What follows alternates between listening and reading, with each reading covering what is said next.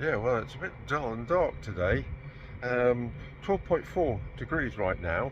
It was 13.6 yesterday during the day, and it was 1.6 overnight. So ground's wet again. So I don't know if it's been raining all night or what. Oh, at least I got that right. It has been raining all night. It's 15 millimeters.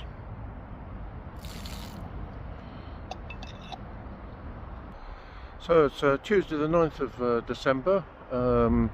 For sheep watchers, plenty of sheep here on this dull, wet, windy morning in December.